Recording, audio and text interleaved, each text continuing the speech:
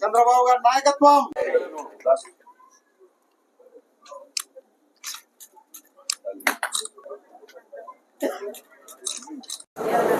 దేవనగర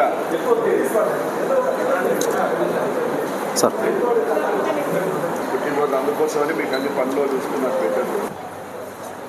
పెట్టనా ఏమైంది పాపకు?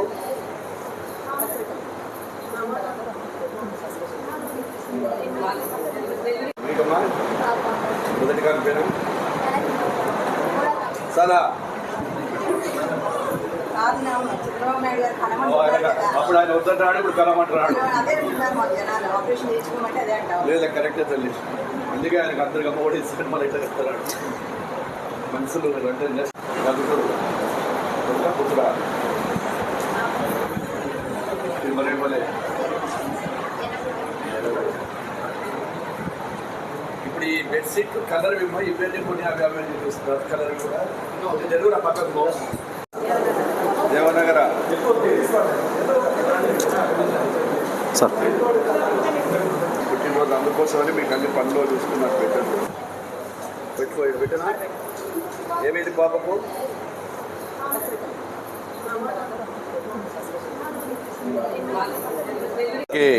నమస్కారం.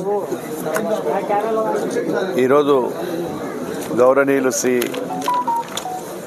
నారా చంద్రబాబు నాయుడు గారి, మా యొక్క ప్రియతమ నాయకుడు ముఖ్యమంత్రి గారైనటువంటి శ్రీ నారా చంద్రబాబు నాయుడు గారి 75వ సంవత్సరాలు పూర్తి చేసుకున్న సందర్భంగా వారికి జన్మదిన శుభాకాంక్షలు తెలియజేస్తూ, భవిష్యత్తులో వారికి దేవుడు ఆ భగవంతుడు ఆయుష్ ఆరోగ్యాన్ని, అదేవిధంగా ఈ యొక్క రాష్ట్రాన్ని అభివృద్ధి పదంలో నడపాలని, వారికి అన్నీ అనుకూలించే విధంగా ఉండాలని ఆ భగవంతుని ప్రార్థిస్తూ, ఈరోజు యావత్ భారతదేశమంతా కూడా ఒక నాయకుడికి వెళ్ళి చూస్తూ ఉంది.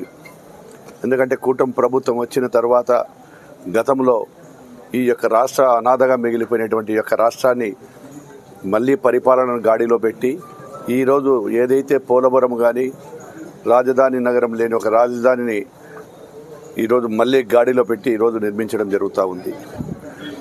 ఈరోజు ఒక నాయకుడు ఏ విధంగా ఉండాలి, ప్రజలకు సమైక్యంగా ఈ యొక్క సంక్షేమ పథకాలు కానీ అదేవిధంగా అభివృద్ధిని కానీ సమానంగా చేయాలనేటువంటి ఉద్దేశంతో నిరంతరం కృషి చేస్తూ ఉన్నారు.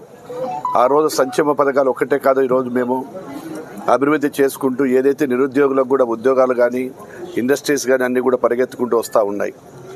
ఈరోజు ప్రజల సంక్షేమం కోసం పరిపాలన, ప్రజల వద్దకే పరిపాలన తీసుకెళ్తా ఉన్నాము.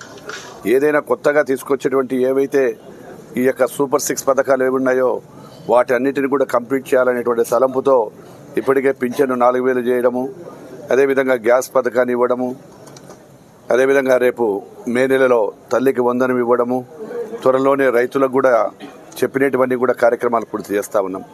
ఒక విశిష్టమైనటువంటి వ్యక్తి, చాలామంది అరుదైనటువంటి వ్యక్తులలో ఈ యొక్క భారతదేశ చరిత్రలో అరుదైన వ్యక్తులలో శ్రీ నారా చంద్రబాబు నాయుడు గారు కూడా ఒక్కరిగా మిగిలిపోతారని చెప్పడానికి గర్వంగా ఫీల్ అవుతా ఉన్నాం. ఆయన లీడర్షిప్ కింద పని చేయాలి అనేటువంటి తపన ఎంతోమందికి ఉంటుంది. అటువంటిది ఆ యొక్క నాయకుని మధ్యన ఈరోజు మేమందరము కూడా ప్రజాసేవ చేస్తూ ఈ యొక్క రాష్ట్రానికి, నా యొక్క నియోజకవర్గానికి, జిల్లాకు నా ముఖ్యమైనటువంటి R&B శాఖ ద్వారా ఈరోజు అభివృద్ధి పనులు కూడా పరిగెత్తిస్తూ ఉన్నాము. గత ప్రభుత్వంలో R&B శాఖ నిర్వీర్యమైతే ఈరోజు R&B శాఖను ఎక్కడా లేని విధంగా దాదాపుగా 1200 కోట్లతో గుంతలు లేకుండా ఈరోజు